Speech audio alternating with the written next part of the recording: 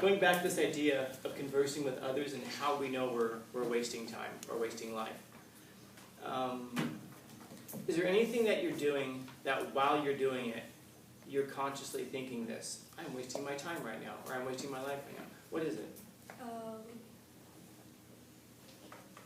Like when you know that you're supposed to be like, for example, during the weekend, and instead of using that time to do your homework, you know that you would rather like sleep in or just relax or just not do it at all.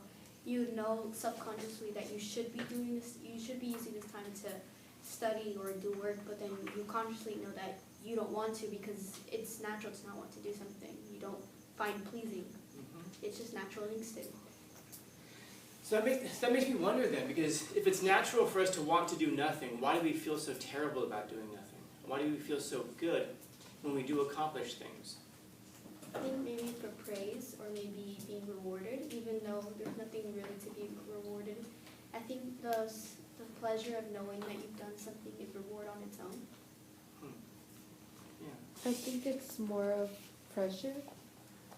For example, like how she said that you feel guilty for not doing your homework and relaxing instead. But it's because that pressure, because you might not want to like feel like your parents or upset others. So there's external expectations then.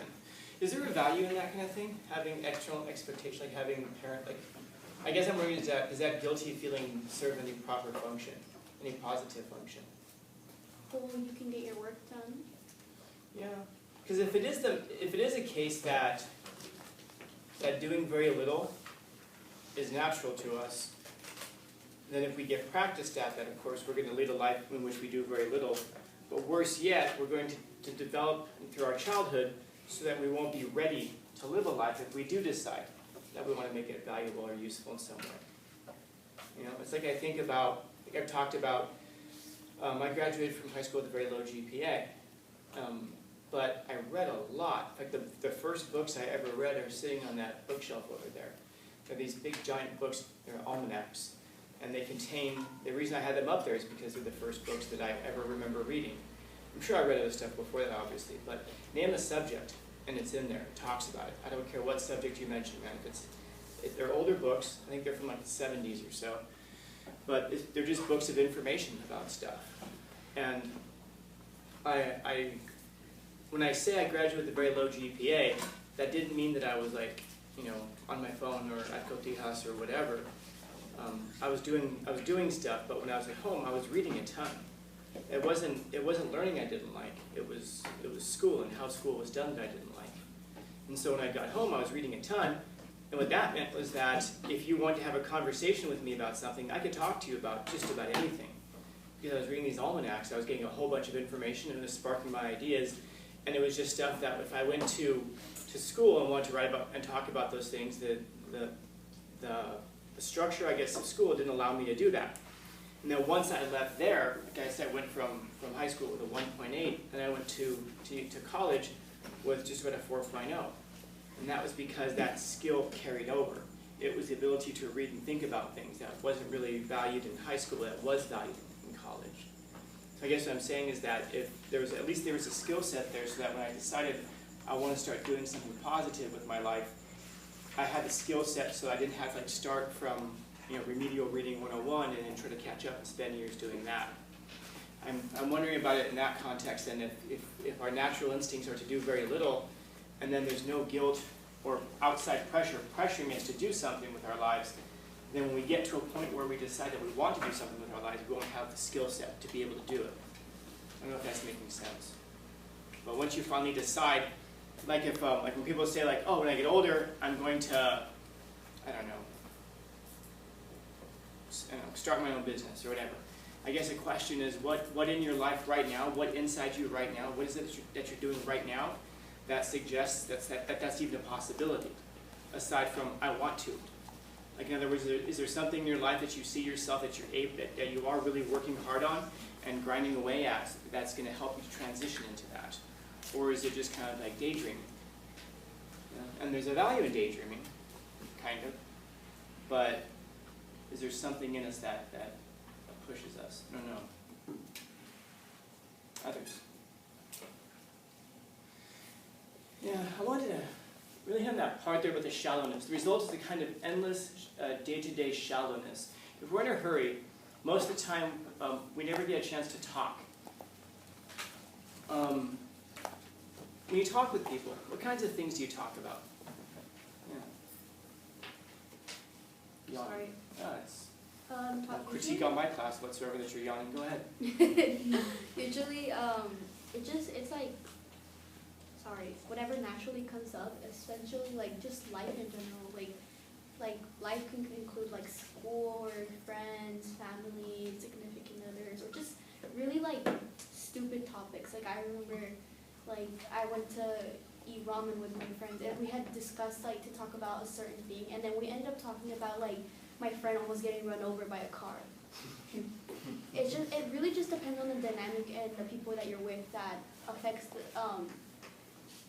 who you value your time with. So if you end up regretting time later in your life, it can also come to you in the sense of who you spend your time with and who you're around with to talk and have conversations with. Because if you're with boring people, of course you're not going to want to talk, but if you're with your people who are slightly entertaining or slightly funny, of course you're going to want to talk to them more and more. Do you guys have different groups of friends or different individuals, I guess, that determine like what you talk about? And you guys have like deep thinking friends who want to talk about it, and you have stupid friends where you just talk about stupid stuff? Yeah. Yeah. I think that could also be, instead with friends, like different friend groups, I think that could also be like with different classes, because in different classes you could be like, oh, I'm gonna be more quiet, like, like it just depends. So that's my next question then, actually. Do you express different personalities in different classrooms? Yes. And I do, depending on the group. If you guys ever come by my first period class, you'll hear us arguing, let's see, what was it, not too long ago. We were arguing about whether or not you're supposed to eat crust on pizza. Yeah. And it was a spirited conversation, man. And I don't remember which quote it was, but it was off of one of the journal things, and people were like actually yelling at each other about whether or not we should eat, whether or not you should eat the crust. And there's a guy in my class who actually sits right where you're sitting, and his name is David, and David just swears up and down that you don't eat pizza crust. And I tried to give him a way out. I'm like, okay, but if you have like a bunch of butter, like you slice the crust open, you get butter and you put butter inside there, at least you have a breadstick, right? Homer just folds his arm and says, not even then.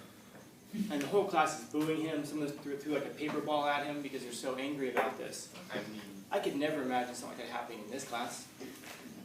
But a couple classes ago, this class had conversations that I didn't expect would ever come out of this class also. And so sometimes, of course, it has to do with personalities and how everyone is feeling that day and whether they kind of jive well. But first period, there's enough personalities in there such that even if one of us isn't feeling like that, we're going to have some sort of a weird conversation.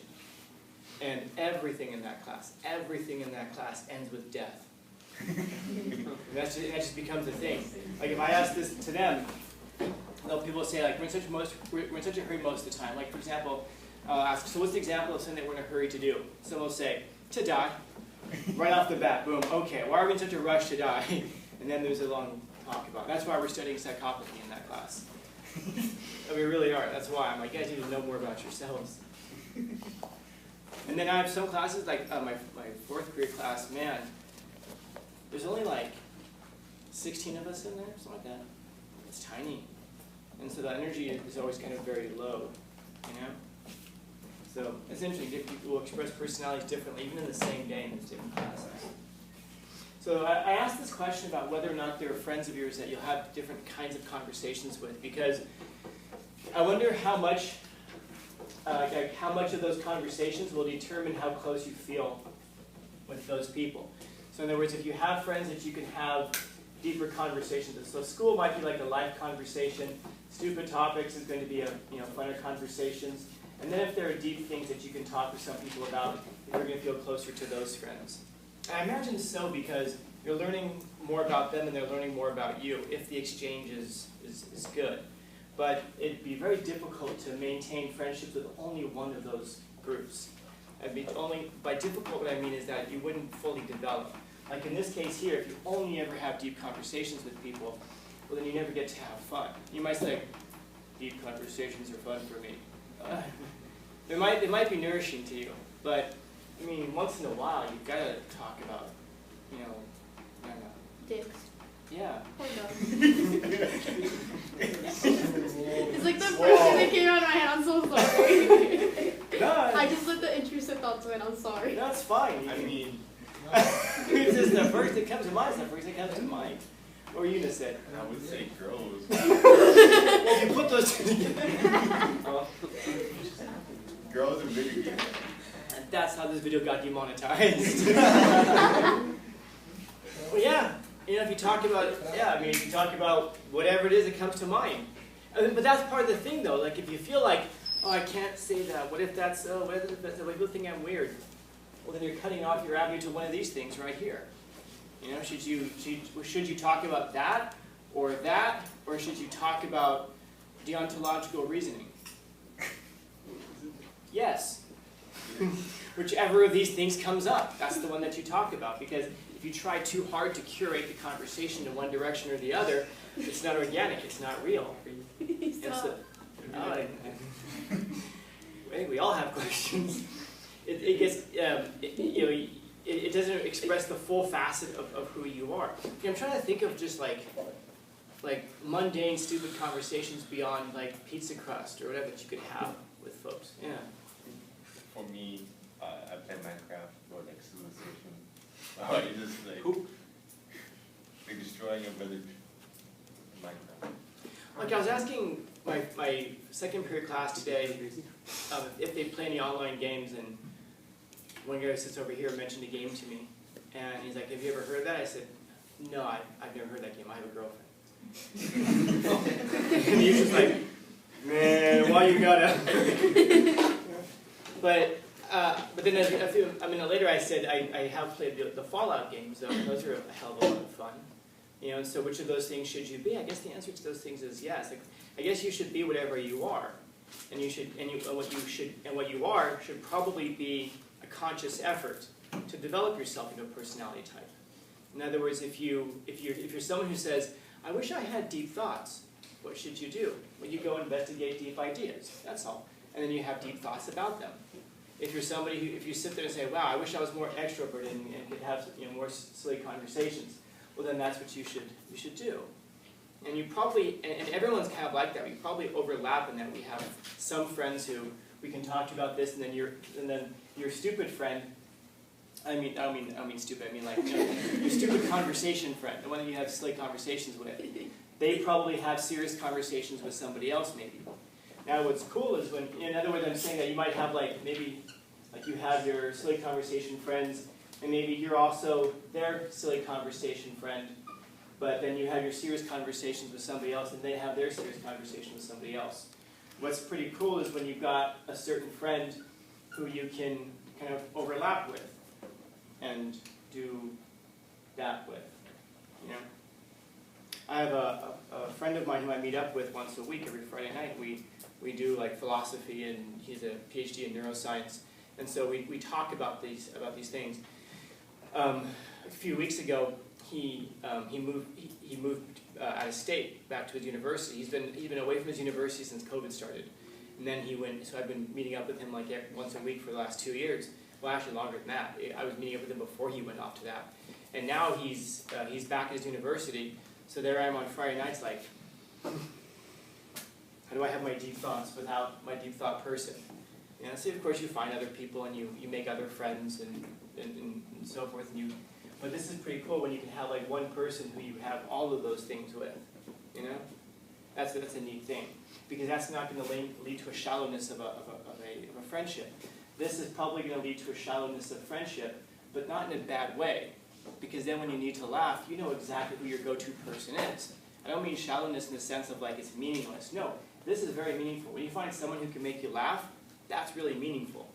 When you find someone who can make you think deeply, that's really meaningful. When you find a person who can relate to you in terms of life, that's really meaningful. But what he's getting at here is that we're in a hurry so much of the time that we don't stop and take the time to do this. You know, think about, like, for example, how many friendships you have that are really like in person, face to face, versus how many times you have these conversations through like text message, or through messaging, which don't convey emotion. Like how many times have you sent that message, LMFAO, and with the crying emoji face like 4 times, and you're just like, and you're really not LMFAing your own, and you're definitely not cry facing, like you're laughing so hard.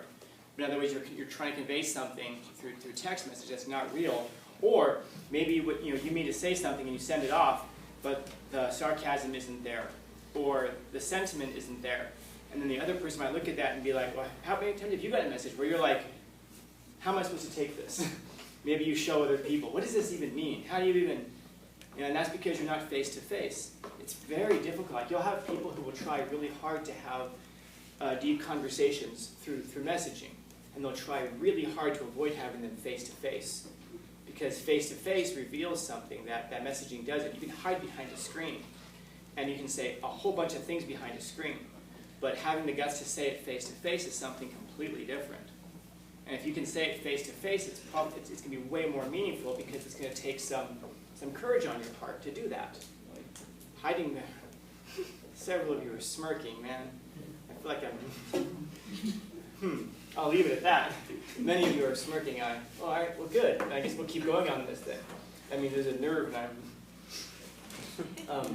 but yeah, I mean, having to have these things face to face, though, is very difficult. This is why, like, something like Twitter is so damaging, because now you can use 240 characters, but it used to be that you're supposed to share your thoughts with 120 characters at a time. Oh my goodness, what can you say with 120 characters, except for a very extreme version of what it is that you're actually thinking? What can you say through text messaging, or through, why is it that it's so much easier for us to do it that way? And by the way, it really isn't easier if you think about it, because now there's a permanent record of what you said, and now there's no context to what you said. You ever had one of your messages taken out of context before? It's happened to me lots and lots and lots and lots and lots and lots and lots and lots and lots of times. And then sometimes you're going to look at something that you wrote and go, oh my God, I didn't mean that. I mean, I mean it this way anyway. Yeah. What's that? Yeah. And so it lends to this, we're in such a rush that we'll send off text messages rather than just call somebody. Even if you're talking on the phone, it matters so much more to hear a human voice. I mean, think about it. When you're texting with someone, whose voice do you hear? I really mean that. Like, do you audibly hear the other person's voice saying this? Or are you hearing your own voice, reading it? Or are you hearing no voice at all, just like some computer-generated thing in your head? Because if you don't hear that person's voice, that means that there's a disconnect between the person whose message you're reading, whose thoughts and feelings you're reading, and what you're reading. There's a disconnect there. And so the result is this endless day-to-day shallowness and monotony. In other words, we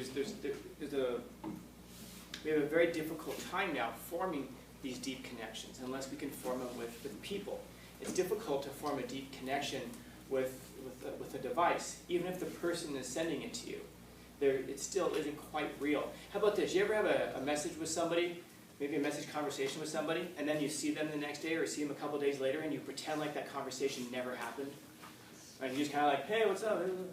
And you don't want to bring it up, they don't want to bring it up, and then you're going to act like now you're split. There's 2 different personalities. There's the you in IRL, and then there's you on messaging. And then then you'll maybe even chastise each other.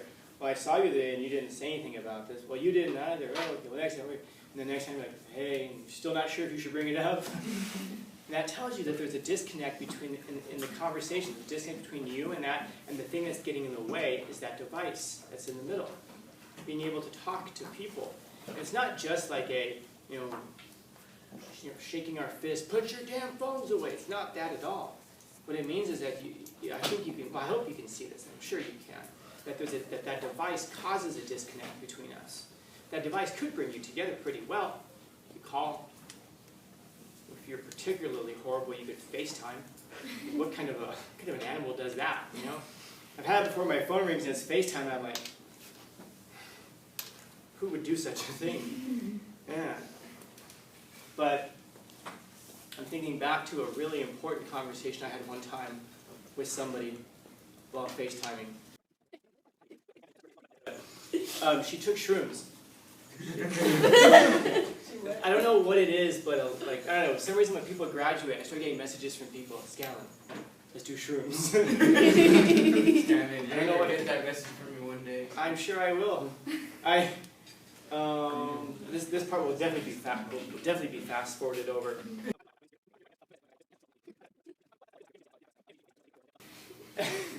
So she FaceTimed me when she was on shrooms, and her whole thing was like, you have a way of calming me down. She was like freaking out a bit, and it was interesting because she FaceTimed me, and I'm like, I don't answer FaceTime. What am I, some kind of an animal? And then she called right back, and I'm like, okay, this sounds like it might be serious. So I answered, and she was just like laying there, and her roommate was there with her, and they were both, I guess they both just taken them, and she was freaking out because it's the first time she ever took them. And so I talked to her for like an hour and a half or so, or an hour, just on this FaceTime, and helping calm her down and everything, and whatever, But that's the conversation that I certainly could never have had through text message. Oh, shrooms, put a little mushroom emoji, and they, how you feeling? This never would have happened.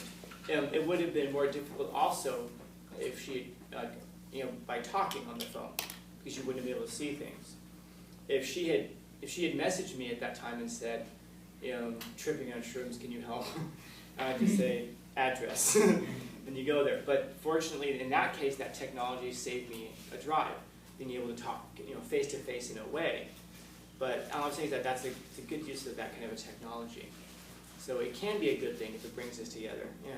What do you think technology, or a device and text messages, actually make you show you what you actually want to be instead of being a person? Yes, but explain. Like the true, let's say in a text message you talk to someone and I don't know, you express so many things, but in people in person you just look at them and you're like, yes, because you don't want to I don't know, look weird in front of them or. Yeah, and that's the part that I'm trying to articulate. I'm trying to get across that you might say things through text message that you actually mean, that you would never say face to face. The problem is that it lacks the sentiment. It lacks the expressions. It lacks the delivery. And so that's the hard part, because then I think that goes back to that question of, did they really, did they mean this? Did they mean this? Like, I got a message a few weeks ago. No, I'm not going to talk about it. That's a little too much. What's that? Nothing.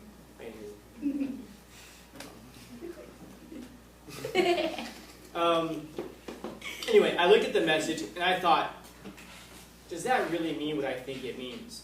And even me, PhD, deep thinker, I talked to a friend of mine, I'm like, hey bro, does this mean what do you think this means? My friend looked at it and he's just like, oh, and his name is Chili. Chili never graduated from high school. He got kicked out of Sweetwater for a night. Long story. What? So Chili just goes, oh bro, and hands me back the phone. He's like, you know what that means. I'm like, you're right? He's like, yeah, all right? Oh yeah, understood. But even then, because it was in a text message, I never even responded to it. Because I'm like, what if I don't understand that properly? Because and looking at it, I mean, she meant what she said probably. I've known this person for a while, but because you don't see the expressions, you don't hear the delivery, you kind of look at it like, oh, that could mean something else. Like, what if it's like 1 in 1,000 that could mean something else, And you're afraid of being wrong, because what if you're wrong? I don't know. What if you're wrong? What would that do? Embarrassment. Yeah. But I mean, I go surfing. That's pretty damn embarrassing if you see me. I have no problem humiliating myself in front of a camera 5 days a week. So what are we afraid of? I don't know. Of other people. What's that? The thoughts of other people. The thoughts of other people. Because what if what they're saying is accurate? And sorry, scratch that. That was stupid. See, embarrassing myself on camera. What if the way that you're interpreting what they're saying is accurate? Now you're in a position where you got to do something or say something. There has to be some sort of action. And if we're used to being shallow on things, maybe we're just not used to the deepness of it, how to engage it. But that's the thing about talking face to face with people. Like if we're arguing, I would never argue with you on Messenger I would very rarely ever argue with you on a phone call. If you and I were arguing, I'd ask you, where are you? Why? Well, let's meet somewhere and we'll talk. It's hard. What's that? Oh, I said like, oh shit. Yeah, because it's hard to be angry with someone when you're face to face with them. You ever notice that people when they, or maybe you're like this, when you're pissed at somebody, you want to not see them? Or if you like want to separate from someone, you actively want to not see them. Like you'll send messages maybe, but you're afraid of seeing them face to face, because if you see them face to face, you know that you can't keep on that persona, and that's because you're trying to be something other than what you are. Why not just be the thing that you are? You know, and if what you are is, you know, sentimental towards that person, then why are we trying so hard not to be? That lack of sentimentality is what's shallow in that case there. It's trying really hard to stop what is. I don't know if that makes any sense. I guess I am still working it out then. That part, just that one phrase right there, I'm working out how to explain it. I got it. I know what Pirsig saying, but I've got it, but working on explaining it still. I don't know. Yeah. Maybe call them afterwards. You get the message, call them, hey, did you just mean? That way there's no record of it. I don't know. Y'all ever gotten in trouble by messaging? Stay away from messaging. Here's your wisdom for the day. Yeah. Well, I have a question all for you. So whenever like you know you said that you don't like to argue like on the phone or anything, do you like if you like if it's like a male, you want to like beat their ass? That's why you're telling them like I want to see you in person, or first off, dudes don't argue. Shut up, bitch. You shut, bitch. Whatever. What are you doing? No, I don't want to fight with people, because if you're arguing with somebody, you're probably arguing with them over something that matters.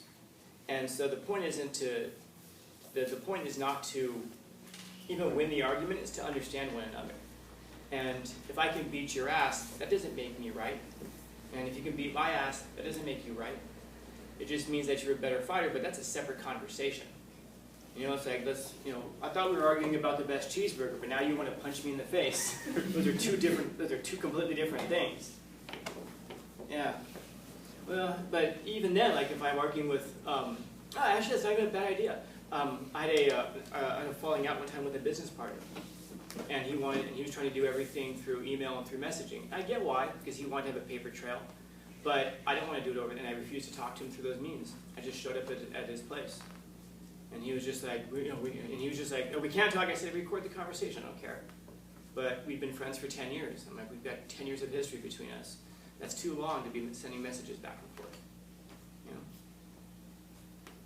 And again, if people are afraid to do that, there's a reason for it. There's a reason for it.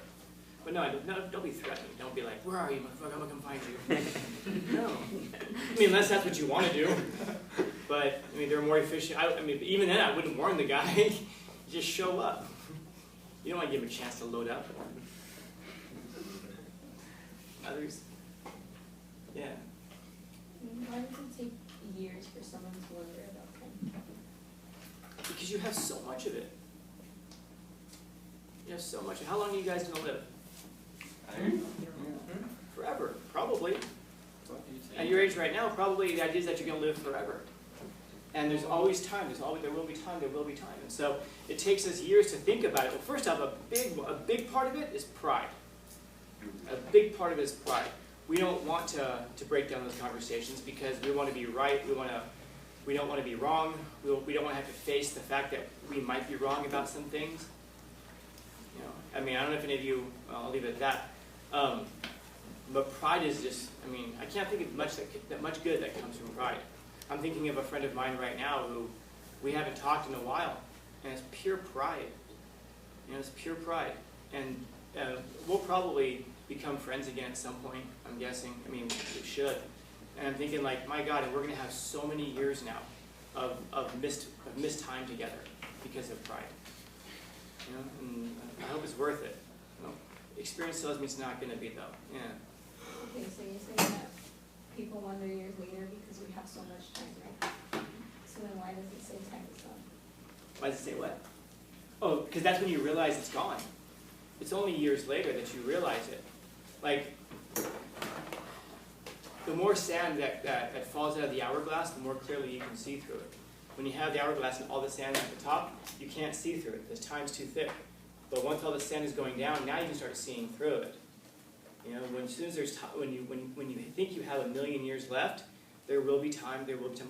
I'll do it tomorrow. It's like tomorrow. We do everything tomorrow. Tomorrow's the busiest day of the week. That's when we do everything, right? Tomorrow, tomorrow, tomorrow. Because there's always tomorrow. At some point, you realize there's only so many tomorrows that you're going to have left, and you ask yourself if you want to lose all of those tomorrows with those friends. In other words, like, I consider this. Any of you guys go trick-or-treating with your parents? When's the last time you went trick-or-treating with your parents? How old were you? How old were you? 11. 11? No, like 10. When did you start going trick-or-treating with your parents? Baby. 7. When I was like a kid, or a baby. And my mom. No, I'm wondering that, because let's say that you went trick-or-treating with your parents when you were like 3, okay? And then you stopped. The oldest I heard was 11. So that's 8 years. So that means that your parents only had 8 years, 8 Halloweens, to walk you door to door, see you in your adorable costume, see you come running down, thank you, and to enjoy you as a little kid, dressed up in a costume and being excited for this rare night out of the year. That means that your parents only got 8 of those. Even if you started the day that you were born and you stopped when you were 18, your parents only got 18 of those. And so every one that passes, now you've got 7, and you've got 6, and you've got 5. And if you really think about it that way, like if for those of you guys who, when you have children, if you look at it that way and go, I'm only going to have like 10 of these, or 11 of these, or 12 of these. And then if the first night you're walking around with them, and you're holding their hands, and they're all excited, and you go, I've only got 9 of these left. 8 of these left, 7 of these left. Same with Christmas. How many Christmases do you have left? And how many, when you look at like 4th of July, how many 4th of Julys Who did cares you about really 4th get of to? July? What's that? Not gonna lie. Who cares about 4th? Oh, sorry. Maybe we just use that She shit. said who cares about the Yeah, 4th like of July? 4th of July is kind of like a stupid holiday. Not gonna lie. Yeah, who the hell needs independence? Freedom. 4th of July is my favorite holiday. Is it? It absolutely is. I love fireworks. I love all that stuff, man. I burn my dig it. fingers. What's that? I burn my fingers because like those like wands and stuff. Oh yeah, My dude gave me one and I was like holding on for like too long and I burned my fingers. like a pyromaniac just staring at it. You're gonna say something. You have your hand up. Oh, my mom had like she got like 3 years cut off because during elementary or like when I was in kindergarten, me and my brother were taken away from her and put into foster care for like 3 years. So she missed like 3 years of trick or treating. Jeez. Yeah. It's like I think I don't know if it was in this class. I was telling one of my classes that my dad used to dress up as Santa Claus. And I wonder how many of you would like absolutely love that if like you did it with your kids, or if like your husband did it with their kids. Dress up as Santa, come in, and then you think about it. How many years of that do you have? How many years of that excitement? How many years of that bonding do you have? You can ask yourself, kind of. It's almost like, when did you guys stop bonding? Bless you. Like, when did you stop bonding with your parents? And you still bond with them in different ways, but that little kid kind of bonding, that's so important. There's only so many years of that, and you think about how it is that like parents, and I'll just say, like you wonder how like I'm thinking of someone right now who I just heard a story about. They have an angry, abusive dad, and I'm thinking like, when I heard this story, I was just thinking, like shaking my head, thinking like, my God, someday that guy's gonna wake up. And I have a tremendous heart for the person, of course, the person who's being abused, but I also have a tremendous heart for that guy. Because at some point he's going to wake up, and the guilt that he's going to feel is going to be insurmountable. And he's going to spend so much time trying to undo the past, but going to sleep at night realizing he can't. And that's going to be soul-crushing for this person. And you just sit there and go like, why? Like what is it that had you yelling at a 5-year-old? What had you screaming at a 7-year-old? And then, yeah. I mean, so and especially since you've only got so many of those years, So this is why when he's saying that, leaves a person wondering where all the years, wondering years later where all the time went, and then sorry that it's all gone. And he's sorry those years have passed, yeah. Do you think this quote applies to people who are more elderly, or it applies to anyone essentially? I hope it applies to you right now. I don't want you to learn a lesson when you're 80. I don't want you guys to be walking around going like, oh, goddamn, Scanlon mentioned Pirsig 65 years ago. I don't want that to happen. I want you to see it now and then use it as a way of keeping it in mind. I wasn't going to talk about it, but I'll do it because I talked about it in my last couple of periods. But why not? There will be time, right? You're going to regret it in the future if you don't. What's that? You're going to regret it in the future if you don't. I would regret it if I, well, actually I was thinking that right now because I'm thinking like I wasn't going to talk to you guys about it because I already talked to my last periods. And I'm like, oh, if they want to know, they can go look at the videos, but you don't. People in Kenya do. And my videos are big in Kenya. They really are, yeah. Yeah. Some like 80% of my views come from Kenya. And then they send me messages. So yeah, the Kenyans love my stuff, man. So yeah, so I figure if I do this another 10 years, I can go do a speaking tour in Kenya. So think about like the really like the peak, like exciting moments of your life. What are some of the most exciting things that you can imagine in your life? Jumping off a bridge. Okay. Whoa. Bungee jumping? Okay. I'm still here. We'll say bungee jumping. All right. What else do you think would be really exciting or a great experience to have? First time trying skydiving. Oh yeah, skydiving. Going to a concert? Shooting a gun. What's that? Concert? Concert? Oh, I just went to one on Saturday. Riding a horse. First day of school? Whatever, man. Yeah, riding a horse. Maybe first day of school. Okay. So now, think about now if you see your life this way, where like, you go to a concert, it's awesome, and then you experience something tragic, but then you go bungee jumping, and then your cat dies or whatever, and you go skydiving, and then the problem with our lives are that one of the problems with life is that we tend to look at these as the moments that we're living for. In other words, we look at this as life. And if this is life, then very little of your life is life. What I mean by that is that this is not most of your life. Just like this is not most of your life either. We will tend to focus on these things more, because these will be the things that we'll think of as being shaping. Like So lows? what's that? Like lows? There's highs and lows in life, so the lows are something to be... I think I get what you're saying, that the lows in life aren't really worthwhile thinking of them as important or revolutionary in your life, when exactly it could be the opposite, you know? Something like a party you may think is fun, but maybe you going to depression could shape you as an entirely new person. So I think lows also have an entirely different perspective depending on the person. These have a deep shaping experience, a deep shaping effect for sure.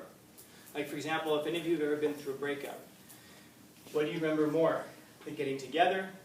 Did you think about that more, or did you think about the breakup more? And this is the thing that most people think about more. You know, I mean, if you ever think back to when you first met that person, maybe it's up there, but it's up there for just a moment. But that breakup thing can last for quite a while, and it'll shape you in ways that one meeting didn't necessarily shape you. Maybe the concert was fantastic, and you remember it mostly, but then afterwards, a car accident or whatever. You know, and I guess what I'm saying is that if we live our lives like this, we're setting ourselves up to miss a lot, because most of your life are not these. Most of your life happens in there. Most of your life doesn't happen at the extremes. Most of it happens in the mundane. And the mundane, you know what I mean by the mundane? What does this mean? The neutral. The day-to-day. You can sort of think of it as the monotonous. And whether if it's monotonous, that's kind of our choice. That's the word he uses there. And by monotonous, I mean like it happens every single day. Now, if this stuff happens every single day, can you appreciate it? It becomes difficult to. Yeah. Like brushing your teeth, like getting up in the morning, brushing your teeth, eating your breakfast. Yeah. Like I was asking one of my periods today, Did any of you guys remember coming to school today? Yes. Or is it just like, what's that? Somewhat. Somewhat, probably. That's probably the real answer. Like, do you really remember? Or is it just like, yeah, I was in the car, I was driving, there were other cars, there was a green light somewhere, and I was like, you'll have like little flashes of it. But for the most part, were you just on autopilot? Like you're just like, all of a sudden, like you regain consciousness and you're in second period. And then you're like, oh, that's right, I'm here. You know, in other words, because you do the same things every single day, so much of your life is exactly this. And by mundane, I just mean like it's the day-to-day, it's non-exciting. You know, and if it's mundane, we run the risk of making it monotonous. But that's so much of your life. And if you're living your life for the highlights, then you're living just a very small fragment of your life. And you're suffering for larger sections of your life because these things tend to stay with us longer. So now think about the kinds of things that happen in the mundane. Brushing your teeth. Your friend tells you a funny joke, but it's not like, you know, that kind of funny. It's not like it's life-changing funny. You hear a funny story. Like today I heard something interesting about one of my students. It's an interesting thing. It doesn't belong up here or up there. Deep It's conversation. What's that? A deep conversation. Yeah, lightning conversations. And now imagine if you can start to think about what some of those things are. And one of them that I was mentioning in a different period was, speaking of 4th of July, you know how Kimball does those 4th of July things every year? So 3 years ago, and it blew me away to think it was 3 years ago. That's that whole thing about where the years have gone. I just joined the gym I'm training at right now. And the gym, we do a demo every year over at the fair. And it's like, we're like facing the back and like, there's like, you would have nobody there. But 3 years ago when I first was there, they asked me if I would MC the thing. They're going to have like people go out there and do like demos of Muay Thai and Jiu-Jitsu. I said, absolutely. So I was out there and I was MCing it. Before we went on, I was backstage with all of us, the group of us from the gym. And they were playing music and we're waiting for the time to start. And that song, can you guys listen to Sublime? The song Santeria, you know, Santeria came on. And so I was back there and I was singing it to myself. And then another guy in the group started singing it. And then by the time we got to the chorus, there were 12 of us, all of us like in a circle, like circled up singing this song. And it's a moment I look back on, like, that was a hell of a lot of fun. It was like this, I don't know, it's like one of those experiences that it's way more meaningful than maybe it should be, you know? But it's just like this great feeling that you have. It's just like I remember back when my mom died, where I was at the funeral, and it was like myself and some of my friends, same idea, we were all huddled up like in this circle. And you think back to it, and I don't know if any of the people in that circle remembered it. But I remember at the time, you know, with regards to thinking over at Kimball, thinking at that time while we're singing and having a good time, I thought, this is really cool. I'm going to remember this. It's like a conscious decision to remember it. Because of the 12 people who were in that circle with us, I think there's only like 3 or 4 who are still over there. Because that's what happens. People start to go elsewhere, life gets in the way, and that little tribe that you have, that band of people, that tribe, starts to dissipate one at a time. And all of a sudden there's just 4 of you left. And I have no doubt that within a year there'll be like 1 of us left. You know, out of all of that, maybe 1. But my point is that that's one of those mundane things that you can go and push up into that area, only because you give it significance. Because you recognize it at the time, I'm going to remember this. This is important to experience. Same idea with that thing like I was just saying at my mom's funeral. Whatever it is that's down here, whatever you can take from the mundane, make it meaningful, give it more meaning. And that's why I asked earlier about how it is that you do something like that. Then once it's up there, now you've got more of these highlights of your life, and you have the ability to make even the most mundane thing meaningful through what you mentioned earlier, gratitude, being grateful for things and being able to do that. That's why I was asking, how do you do that?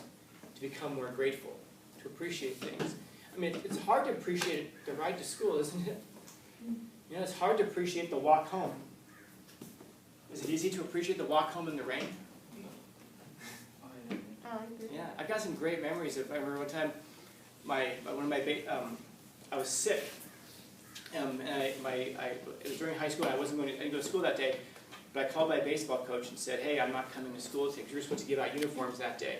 and if you weren't there, you couldn't get your number. And I've got the flu. I'm like puking. My stomach's jacked up. I can't. And my coach was like, yeah, but if you're not here, you can't get your number. I said, I know that. That's why I'm calling. I want to see. And he's like, there's no exceptions. You know the rules, Scout, but you can get your number tomorrow if it's still here. I'm like, oh. If any of you guys are athletes, you know how important your number is. That's like your good luck thing. So I'm like, all right. So I walked to school, and it was about 2 miles or so, and it was pouring ass rain that day. And I remember I was walking in the rain just like, this sucks. I actually stopped and puked twice while walking over to school. Got there, got my number, and my coach said, all right, guys, meet down in the field. I need to talk to you guys. And I said, hey, coach, I told you, man. And he's like, well, you walked all the way down here. Just come with your team. We're going to go, okay. So I just need to talk to you guys. I said, okay. So we went down there, and he was telling us that when we put our equipment away the day before, we didn't put it back properly. You're supposed to put the bats in one place, the balls in another place. Everything has to be in perfect order. He opens the tool shed. He says, this is all out of order. Go upstairs, get your gear. You're going to run. It was pouring ass rain. I remember it was a 10-day rainstorm in Los Angeles. I remember this thing. And so I was like, coach, puking at me. And he's like, just put your gear on, sit out here with your team. And I'm like, so I went up, we had locker rooms up there. I went up to the locker room, put my gear on, came down, and he said, all right, everybody, up the line. And I was standing there, and my coach looks at me and goes, Scanlon, what are you doing? I said, you told me just to come out here and stand with my team. And he's like, so let me get this straight. You're well enough to walk over here to get your number, to come down here to the tool shed, to go upstairs and change, and to come back down here, but you're not well enough to run with your team. Walk over and spend the next, and it was miserable, man. It was miserable because he decided that we were not going to stop running that day until everybody had thrown up. And I'm like, that's easy for me, you know? And no joke, man, the guy had us run for almost 5 hours that day. It was so much fun. In retrospect, at the time, remember, we had to do these hops where you had to stand there from one end of the outfield wall, and all along the outfield wall and back, you had to just hop and hop. And one of my coaches, and I'm sitting there, and I'm like, at that point, I'm trying not to throw anything up, because I have nothing to throw up. And one of my coaches, I remember he came running at me, and he's just yelling at me, hop like a man, Scanlon, hop like a man. And I said, men don't hop, sir. It just made everything worse. And then afterwards, I remember the JV guys were walking home, and our coach told us, nobody gives the JV guys rides home. They have to walk in the rain, because the varsity guys, most of us had cars. She's like, JV, they walk home. And so we're like, all right, so all the varsity guys, we pulled off in different directions, and we waited 2 blocks away. So it's all and we didn't like the JV guys, because they were JV guys. We didn't treat them nicely. We treated them like the pieces of human trash that they were. You weren't a human being until you were varsity, frankly. But still, we were a damn team. So when those guys got 2 blocks from us, we popped open the doors. Get in. We're giving you rides home today. Only time we ever gave those guys rides home. At the time, it was absolutely miserable, but man, here we are now. How many years later? And I can take that experience and pull it up into that realm of a cool thing to remember. I bet you've got lots and lots and lots of those things that you could, if you just take the time to do it. The thing is, we just don't recognize it. So maybe that's the thing that we go back to in terms of gratitude. The ability, that's ironic, isn't it? The ability to dig down and to be grateful for an experience, even when it sucks, and pull it from that mundane up in here, so that it doesn't just remain the monotonous, but that we find something cool about it, remember. Others? That was a culture shock, yeah. Why do people stay on the bottom longer than they do on the top? Stay down here? Mm-hmm. A couple reasons. First off, because gratitude is one of them. In other words, we're not as grateful for these things. Like, when something bad happens to you, do you ever sit there and go, oh my God, why me? When something good happens to you, do you ever sit there and go, oh my God, why me? We almost feel like we're entitled to the good times. Like this is how life is supposed to be. And then, so when these things happen, it just seems like it's tragic. And also, and by the way, there is like a biological advantage to it. In other words, if something bad happens to you, you don't want it to happen again. So you want it to stay. You want it to stay with you, so that you don't repeat that again.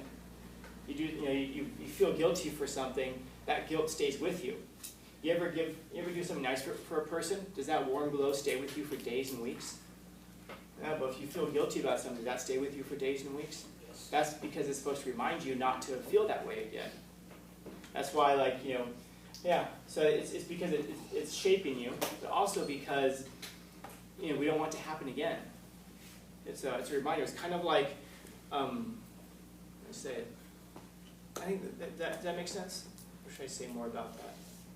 I think you should elaborate. What's that? I said I think you should elaborate. I should elaborate. All right. So like, if you watch your aunt, if you watch your uncle propose to your aunt, how long does that stay with you? A little bit. 5 minutes. Yeah, that's nice. It's 5 minutes, maybe. It's cute. My sister could propose and I was just like, can we go get food?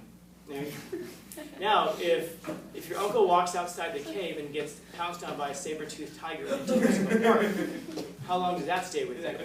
I mean, it's pretty much the same thing in both cases, but you get what I'm saying, right? And that's the thing that's because it's like just kind of neurologically, the terrible thing can save your life. These negative things down here can save your life. They can shape you so that you don't fall into that problem again. So that's why these negative things stay with us for so long. Also because, I mean, let's face it, if you think about some negative experience in your life, if it had turned out differently, wouldn't your life be so much better today? Of course it would be, because you don't have to prove it. We've talked about this, because we can pretend like, oh my God, if that hadn't happened, I would be president today. I can just see how a chain of events would have, maybe not, probably not. Your life probably wouldn't be any better or worse. It would just be different. But we have a way, but because we don't have to prove it, we have a way of making it, imagining it in the best possible way. If only I hadn't been hit by that car, I would have been on the soccer team, and then I would have been all CIF, and then I would have gotten a scholarship to college. But instead, I got hit by that car, and my leg got broken. Oh man, my life is so much different, and that's the thing you're going to dwell on. But you don't know. Maybe you don't get hit by that car. Maybe you make the soccer team. Maybe while you're on the soccer team, I don't know, you're running, you slip and you fall, and you break your neck and you die. Which of those is the better way to have gone? We don't really realize it at the time. Getting hit by the car saved your life. And yet, that doesn't mean that necessarily when you're mangled up underneath the car, you should sit there and go, this is so cool. But when you're in the midst of tragedy, maybe you can look at it and say, maybe it's saving me from something else. And that's probably, by the way, the best that you can do when you're in tragedy, is to hope that it's shaping you or hope that it's leading you someplace better. It's difficult to celebrate those negative things, but those are the things that kind of redirect your life. Some of these things can redirect your life. If you go to a concert, maybe that's what encourages you to become a musician, and you start a band and you make it music, maybe. Or at least you become a musician, that changes your life. Maybe by bungee jumping you kind of realize that, wow, I like that. It was kind of thrill-seeking, so because I like that, I'm going to try that. And then because you tried that, you try a bunch of other things that lead to a whole bunch of other hobbies in your life. And then like maybe one of them is going to be ends up being paragliding, I don't know, and then you meet your future spouse while paragliding. It never would have happened if you hadn't gone bungee jumping that one day. We don't remember that, though. We don't think of it that way. But like those little tiny things that can redirect your life, that can get you involved and interested in things. Like I think back, any of you guys know Mr. Esperon? Yes. I started training in Krav Maga, and Mr. Esperon was supposed to start with me. I told him about it, because he said he had some like kung fu background like that. I'm like, hey, we should do this thing. And he was just like, oh yeah, absolutely. So we were both talking about it. We're going to go today. After, it was going to start some night. And I went down there, and Esperon didn't show up. And I mentioned it to him next time. And he they met twice a week, and he's like, oh, I'll be there on Thursday for sure. And then he didn't go Thursday. And after that, the first week you can't join. It's like they only did like every 8 weeks or so. And so I only ever mentioned it to him again after that. But when I look at the incredible, the really incredible direction my life has gone in because I did that 1 week, my life is radically different today than it would have been if I hadn't done that 1 week so many years ago, 15 years ago. And I wonder what would have happened if he had done that with me. I've opened 2 gyms. I had a bunch of business now. I wonder sometimes, I wonder if Esperon would have been my business partner in all those things. I wonder what his life would be like today if he had done those things, if he had done that. I don't know. Maybe he would have done it and broken his leg and sworn off everything and hated my guts after that. I don't know. But I can imagine amazing things about what life would have been like. Yeah? But that's all it is. It's imagination.